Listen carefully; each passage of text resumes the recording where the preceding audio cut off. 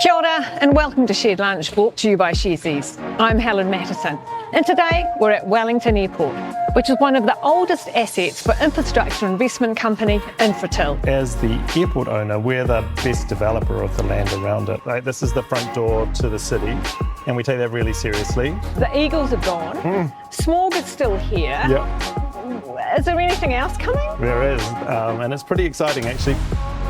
Now, Infratil is super popular on Sharesies, and in a moment I'll be speaking with Jason Boyes, the CEO, about the full year results, the challenges and the outlook.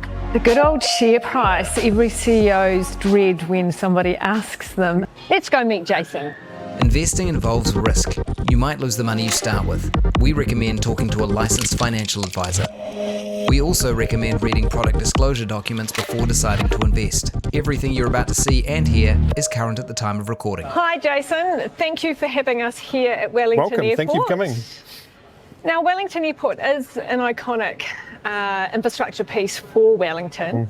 That said, poor old Wellington hasn't had the easiest time, public service cuts and the like, and yeah, it's been in the doldrums. So what place does Wellington Airport play in that recovery? Yeah, I agree. We both live in Wellington. We feel how the city has changed over the last year or so. From our perspective in Wellington Airport, like, this is the front door to the city, and we take that really seriously. And even though we've got a lot of construction going on, which we'll go and have a look at in a second, we do stuff like this to make it feel like, you've arrived in Wellington. I think we're going to keep investing though. One thing that has been quite good, I know domestic has been tough with what's been going on with the government, but actually international has been an incredible success story here over the last year or so. The team's done incredibly well, and there's more good stuff there to come. And so we're continuing to invest to give us the best of options for international growth, which we can talk about in a minute, and sort of get ready for when domestic returns. So Qantas, they've decided they will increase their throughput, if you like, 31% for summer. Yeah. So that will be quite a boon for the airport. It's pretty exciting. So at the moment, if you want to fly to Sydney from here, right, everybody's got up at 3:30 in the morning and schlepped their way down here and all that sort of stuff. But now they are talking about they're going to put on one that I think they leave around 9 or something in the morning, like much more Civilised. Civilised times, and you can fly back in the afternoon from Sydney as well. I think you leave at 1, you get back at 6 or something like So that. not the midnight. Not even the midnight one if you don't want to. Wow. Or, come back on the morning flight, but your whole day's gone. Yes. As well. So that's pretty exciting, I think, for the city. In terms of Lloyd Morrison's vision, now he was the founder of Infratil and way back 30 plus years ago. He always liked the asset, but although it was always not the crown and the jewel, but it was kind of nostalgic. It was one that he couldn't see selling. Things have changed though. The world is different. Where does Infratil position Wellington Airport longer term? Yeah. So airports are a great asset to own, and it sits in the stable cash flow generating part of our portfolio that we talk about and does a great job. So if we could have more airports at good value, I think that would be a great place to be putting all our money, frankly. But also, we talked to the full year results a couple of weeks ago about the fact that as the portfolio grows, the cash flow generating parts of the portfolio need to grow with it. So that would need to happen in and around the airport, and we have a few ideas about how that can happen. But eventually, you can sort of outgrow some of the assets over time. That's not the case for Wellington Airport today, but could be in the future, I agree. One thing a lot of people want to know, though, is the Eagles are gone. Smorg is still here. Yep. Is there anything else coming? There is, and it's pretty exciting, actually, but Matt Clark, CEO, has sworn me to secrecy, so can't tell you just now. Oh, that's Look a shame. out. Okay, let's go and have a look at what some of the exciting things you've got planned for this renovation. Great. So Jason, the airport has a $500 million 5-year infrastructure project that's underway. Can you tell us a bit about what that means, particularly for the runway? That was always a bit of bone of contention because it wasn't long enough, and it did prevent some overseas carriers coming. Yeah. It's pretty exciting, actually. Of that 500, the team has already invested over 100 of that in just the last year. The big bulk of the capital program is kind of getting Wellington Airport set for that future international growth that you mentioned. So the first stuff that's happened, a little bit boring, is the car park's been moved across the back, which then creates room for the taxiway where the planes are to move wider. And that means we can move more domestic ground that way and international in the future. And then there's a big baggage facility investment that needs to happen. You know, our baggage belt can sometimes break down, sadly. So finally having the opportunity to get that in the plan and replaced with our airline partners who ultimately end up paying for all of this, which is what we've agreed is a fantastic, I think, development for the city. And then the last piece, as you mentioned, is the runway length. And that was a big project. And what the team are installing is what is called EMAS, which is a way of slowing down planes if they need to be slowed down in the runoff areas of the runway. And that means you actually get more operating length out of the runway than we currently have, but also that you effectively get more operating length for these long-range aircraft. So I think when it's done, we'll be able to take aircraft, some of the new aircraft that can fly from Asia or even from the States, and land and depart fully loaded from here, which will be finally kind of the vision for the airport, really, with a lot less investment and a lot less intrusive on the bay, obviously. In terms of the actual land around the airport, that's also in development. I know that the City Council have sold you 4 properties on the Lyell Bay Parade, if you like, near the surf beach. And there's all sorts of things. I think it's a surfing hub, other recreational aspects, hospitality, you name it. Yeah. How does that work in with what Infratil's vision is for the airport? So with an airport, and this goes back to Lloyd, our founder, and his philosophy around the airports, his idea really was that as the airport owner, we're the best developer of the land around it. And that is both in terms of things that serve the airport, but also building in flexibility. So if the airport needs to expand, like we're doing now, you can have that land back later on. So that's not unusual for us to invest in the land around the airport, be the developer, but do it in a way that we know is not going to affect the airport's operations, but enables us that flexibility later on. That's a nice segue into thinking about the full year results, which came out, a few days ago. From what I could see, it was quite a challenging time optically, and particularly for the understanding of retail investors, which is our audience. And that, there was a net loss, there was a big management fee, there was a concern about cash flow, a number of things, which even though underlying earnings, were quite robust, that's quite a hard story to tell. So what was your sort of strategy with that? We always look at it in 2 ways. One is the underlying operating performance of the businesses, which always needs to be strong. And then there's the strategic kind of initiatives around the portfolio, how it's made up and what you're doing with the bits and pieces. So always on the first part, you're looking to see that underlying earnings grow on the basis that we calculated, on the basis that people use it to value those businesses. And actually over the period, as you say, the performance was pretty good across the business. I think pretty much everyone got on guidance except Manawa, who was tied up in a transaction. So I think most people that I've talked to anyway since then thought that actually when you look around the economy, a lot of double-digit growth in the portfolio on an underlying earnings basis was a pretty good outcome. So that was the first part.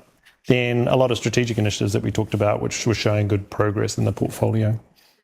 If we look at the loss, though, that's an accounting loss. So how does that fit? I mean, are we going to see more of those, or is it just one of those things with business? For us, the all the way down to the bottom, the net profit or loss, that's often influenced now by whether or not you're selling something in a given year. And that is what was the case, I think, 2 or 3 years in a row beforehand. There really wasn't something turning up there. I think as we get the operating cash flow back in balance, which is what we've talked about, you should see that more naturally even out, I think, over time. And that sort of goes to that strategic initiatives I mentioned. Just on that cash flow, because that has been a concern that has been talked about. At the moment, you're unable to maybe fulfill the dividend promise and other things too. And cash flow is pretty important. So it's out of kilter at the moment. You're not being able to live within your means, if you like. How long before you can get it back in balance? So we've set a target for that of the next 2 or 3 years in the medium term. We have a pretty strong set of plans in order to get that in place. Actually, we could have done that in multiple times in my time here anyway. I don't think the operating cash flow has covered the dividend. Certainly wasn't covering it when I became the CEO. It's really since we invested in One NZ, I think, that we've been finding our way back to that position. Really, we've kind of drawn a line in the sand this year saying, actually, we're going to do this. What you effectively do is you trade off reinvesting that cash for future growth versus something like making sure you're covering your dividend on an annual basis out of your operating earnings. So we've been able to do it a number of ways over my time, and we've just sort of drawn a line in the sand saying, yeah, let's do that. We'll forego a little bit of future earnings, but I don't think future growth is really our problem the way the portfolio is configured. I think it's more making it more sustainable and more kind of this long-term growth engine, which is where we've made our kind of best returns over time. So what is the longer term or the dividend approach then for 4 years to come?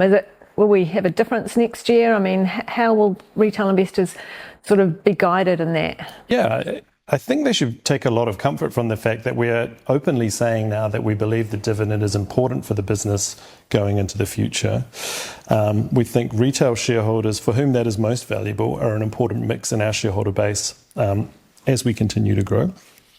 So reaffirming that commitment to the dividend, you should see it continue to at least cover inflation, I would say, in terms of its growth in the years ahead. And then we'll get it back in balance and we can kind of give some more messages from there, I think.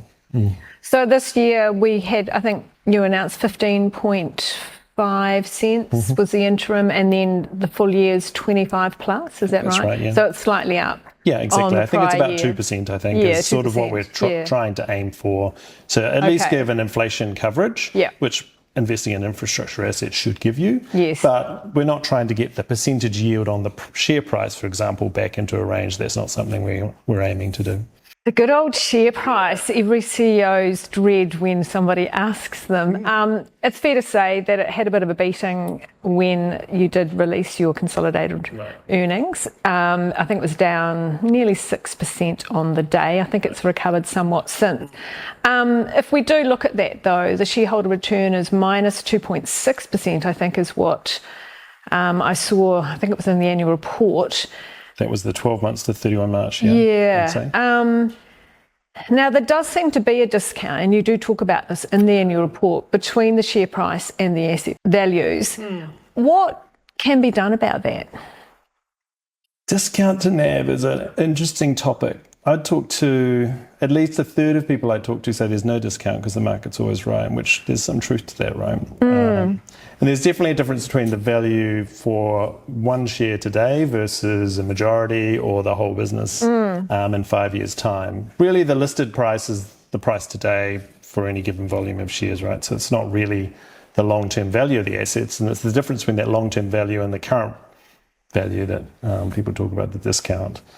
For us, it's really a signal for us to think about, is there something about our business that's not understood well? Yeah. And should we therefore be issuing some communications or bringing people in to see our assets so that we can take that stuff off the table? And over, I think, the start of this year, there was a lot of worries about AI and DeepSeek and the implications for CDC. Yeah.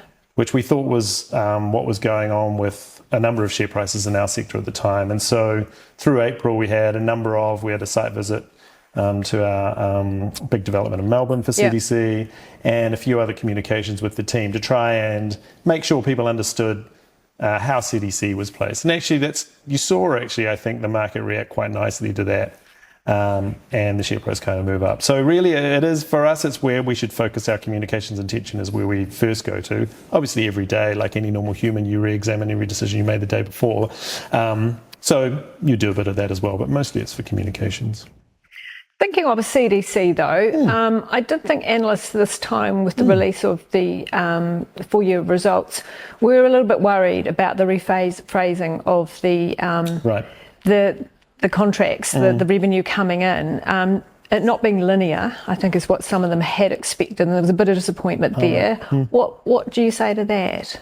I think we've been pretty clear, even actually since the half year last year, so in November, that customer demand for these particularly AI-related workloads was changing very quickly day to day, month to month. And a lot of it was to do with how the customers were kind of equipping themselves and growing to understand the new technology and how the infrastructure needed to be built around it. And so the result that we released last week really just was a continuation of the same message from November. And I can understand it as an investor, you'd hope that had changed in the meantime. But I'm here telling everybody now, no, it hasn't changed. We've made some really good progress. We signed like a ton of contracts in January, which no one else in the market has signed multiple 100 megawatts of contracts in January like we have. And all the messages that we were trying to get out earlier this year and in the last week around CDC's point of difference, its very strong position in the Australian market and being really well placed to win, I would say, more than its fair share of contracts when our customers decide they need them, is actually still very strong. So everybody wants their Christmas presents opened early, don't they? But it's always better if you wait a bit, I think. So we're in that mode at the moment. Wait and see kind of thing. So, well, CDC, it's now 40% of the portfolio. Is that a concentration risk? It is a big part of the portfolio. We've had assets that have been a bigger proportion in the past. So Trustpower is over 50% for a lot of the early history of Infratil. I would say it's about as big as you'd want it to be if you stood back over a long-term period of time. What we talked about, the result is we try and manage the stuff over, the medium term rather than really reacting really quickly to these things. And what we do see is other opportunities within the business growing, having the potential to grow quite quickly, I think, over the next 2 or 3 years, which should balance CDC's weight in the portfolio, if you like. But if I stand back, having a big proportion of your portfolio in literally the most exciting investment sector in the world at the moment is actually a pretty good place to be. And you just have to ask yourself, is there going to be more or less AI tomorrow? And you kind of know the answer, right? And so I think being right there in a business, which, as I said before, is incredibly well placed to just pick up these contracts as and when they come, I'd still do it every day of the week. But AI is volatile and risky and rapidly changing, as you know. So there are risks there, but it's what you're prepared to trade off. Yeah, I think the risk is more timing. And even then, the risk is not very high in that we know where capacity is at with our clients. We know that demand is growing incredibly strongly. Therefore, there will be contracts. And so really the question for us is, well, do we mind with the contracts today, end of the year, early next year? No, if you put that in a 30-year valuation model, it moves the valuation literally not at all. Yeah. So as long as you fundamentally believe AI is going to be a thing and that CDC will pick up more than its fair share, then we're in an incredibly great spot. I would be patient personally. That brings me to the Morrison fee, which did create a little bit of a flutter, 456 million, which actually is larger than the net loss. It seems a little bit unfortunate that it came out when it did, but it is what it is, and it was due to CDC having a greater valuation. What do you say to retail investors trying to get their head around that?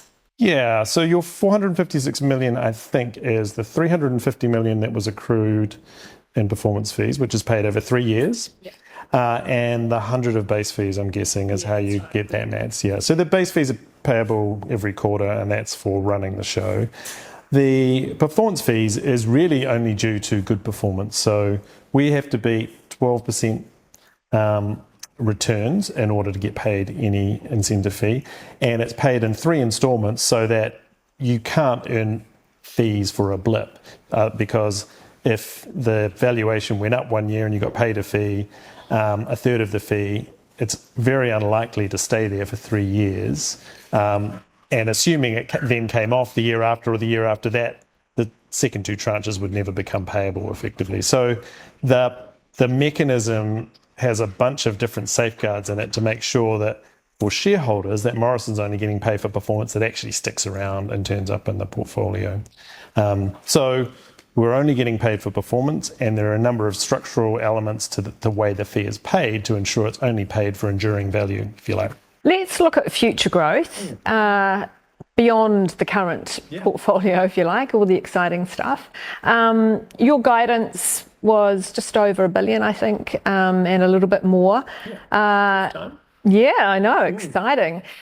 What are we looking at in terms of potential, and what jurisdictions? So the one we're most excited about in the near term is a business called Gurin Energy, which we established in Southeast Asia. Singapore is the head office 2 or 3 years ago. They have this huge project that they're working on to export solar power effectively from Indonesia and import it into Singapore. And what the Singapore government has done is they've looked at their power system, which is all based on gas that they import and burn, and they're trying to support ways for more renewable power to get into Singapore. They're incredibly land constrained. So they've asked for people to effectively pitch these projects from Indonesia and other countries to import power into Singapore. And we're one of 9 projects that were conditionally awarded. And since we were awarded that kind of nod from the Singapore government, we're then one of only 2 projects that have advanced the next stage of the Singapore project. So it's a proper thing. We've got 70% of the land now under control in Indonesia, where we're going to build this thing, and that's partly why we've been progressed through with this one other project. It's going to take 3 years to build. We'll reach a final investment decision on that in the next 12 months. But because it's such a significant project, you're talking about a $3 billion US total capital cost. It makes our 500 million New Zealand here look pretty reasonable, right? And for that amount of capital, we would expect to be creating, $500 million plus, that's US dollar terms, of present value for the capital that we put to work in that. So, that's $1 a share on a good day for us, and significant. It's exciting. Does that mean there's going to be putting your hand out for more funding and I assume more institutional shareholders from overseas? Yeah, not for that project in particular, I don't think. So one thing we talked about at the result is selling more of our businesses that aren't able to scale in our portfolio. Yes. And there are a number of ones that have been in the portfolio for a long time that we could talk about that are kind of obvious ones to go on that list. We would expect to be reinvesting that money in a project like Gurin rather than needing to do another equity raise anytime soon. Yeah. So that's the $1 billion question then, those businesses. $1 billion, yeah, exactly. So it's $1 billion of assets. You said you will divest over a period of 3-ish years. Yeah, exactly. Yeah. So what are we talking? So the lens we were running over the portfolio was really what can scale in our ownership to be meaningful. At a sort of $10 billion market cap, things need to be quite big in order to move the dial. And the more small things you have, the more complexity it makes for new investors who are trying to figure out what's going on at Infratil. Yeah. So you can sort of run down the portfolio pretty easily and say, well, okay, that's clear. That's been in the portfolio for a while. You've not been allocating capital to it.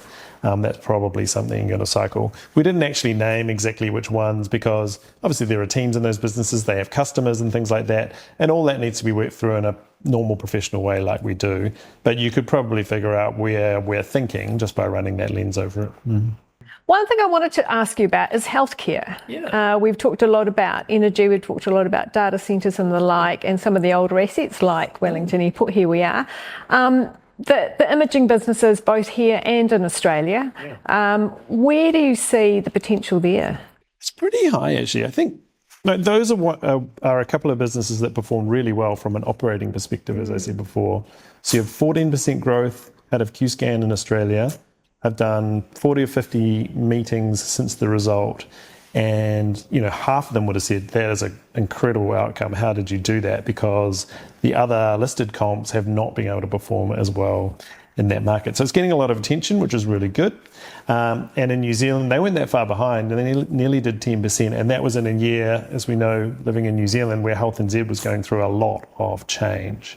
So it's a very interesting part of the portfolio in that it's not correlated with anything else. You were talking about concentration before. It's actually provides quite a nice balance in the portfolio, but how can it scale, as I said before, is a bit of a question. One of our little plays is this teleradiology idea, which is really where the scan is read remotely from where it's taken. And that's really good. If you go to a hospital at 2 a.m, you need a scan, that will likely be read off site. So it's things like that.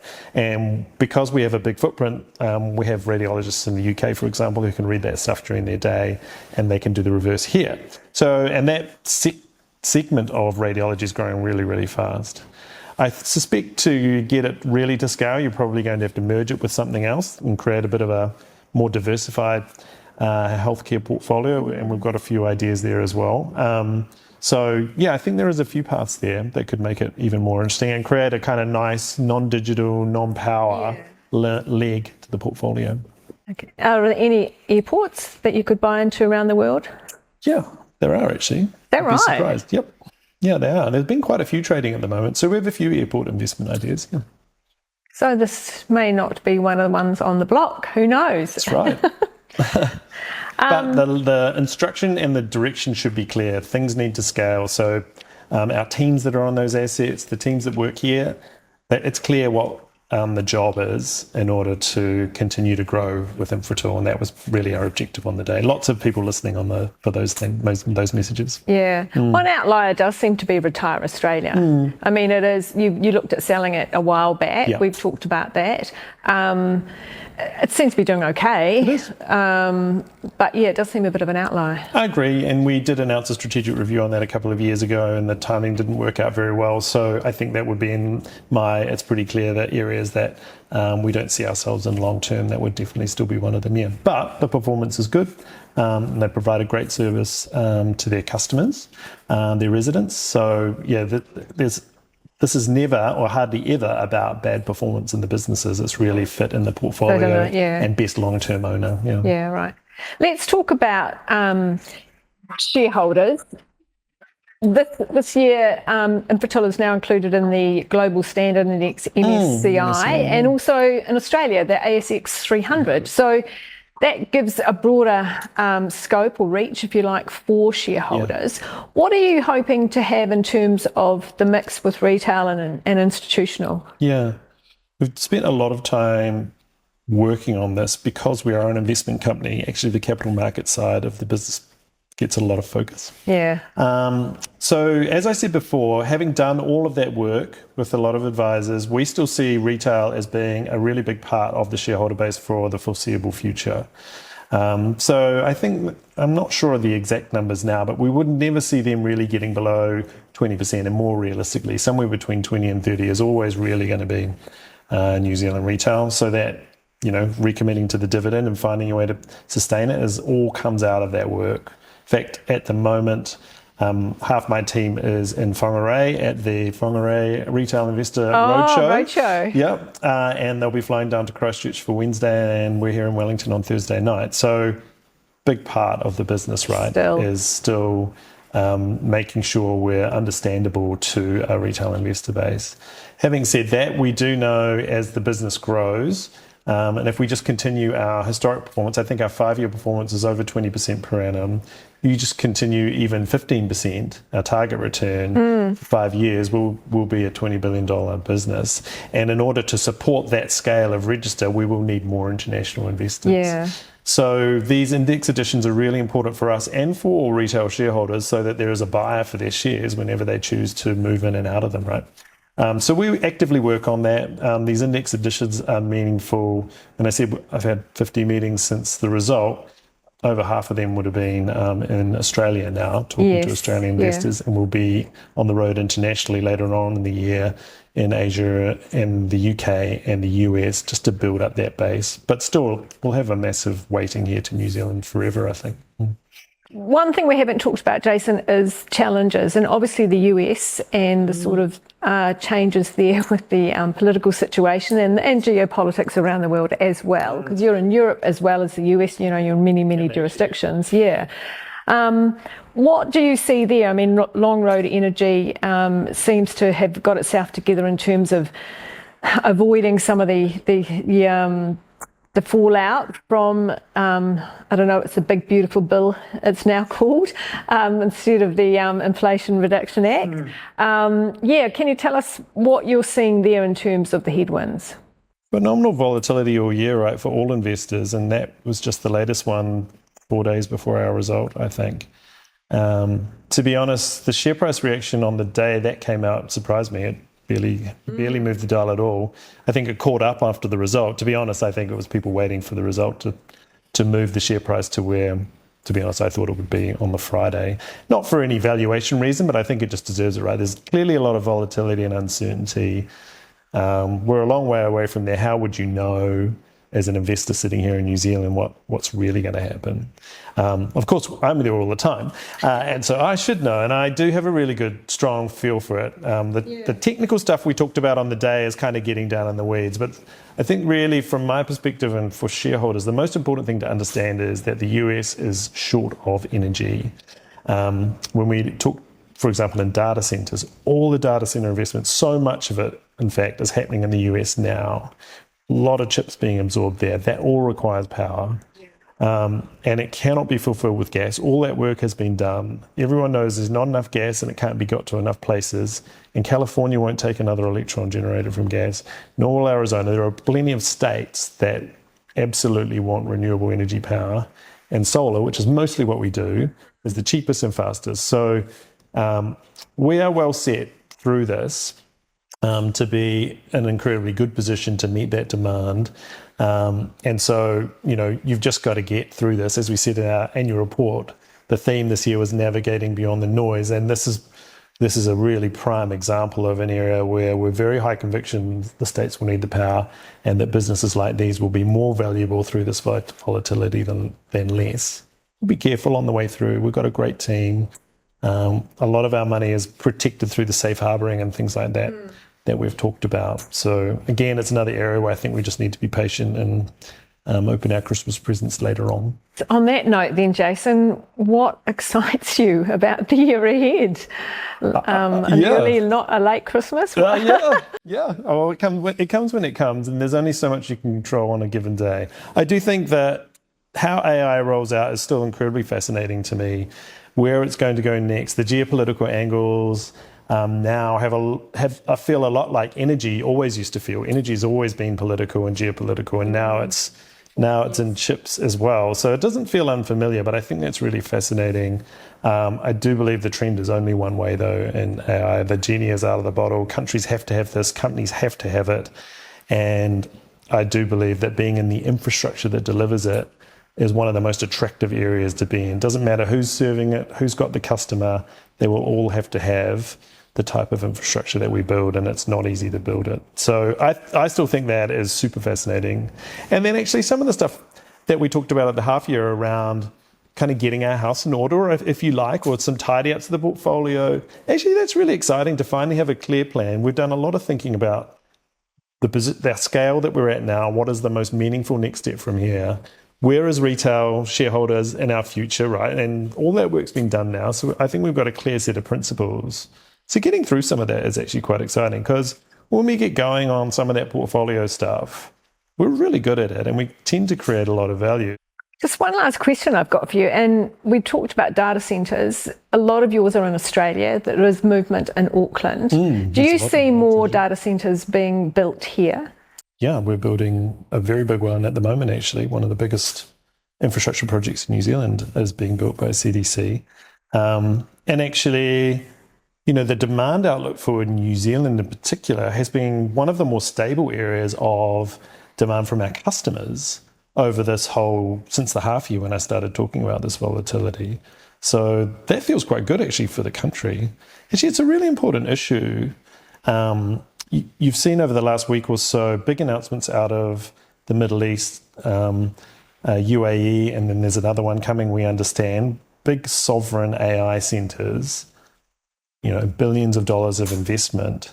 And there are only so many chips available in the world, and they're going to go to countries that do make those investments thoughtfully and get into the supply chain. So I think we're lucky in New Zealand so far, but we should never take any of that for granted, right? I think as a country. So the more we can do to attract this really important technology here and have it on our shore, on our terms, rather than relying on somewhere else, I would definitely encourage. And Australia, I think, will be having the same kind of discussions. I've seen stuff in the AFR around this already. Yeah, it's really important. Well, we should leave it there, Jason. We could talk forever in a way. I agree. I need to let you get your flight so that you're not late. Thank you. So thanks for joining us today. Thanks so much for having it here as well at Wellington Airport. And thanks everyone for joining in. You can watch Shared Lunch on YouTube or listen to us on your favourite podcast app.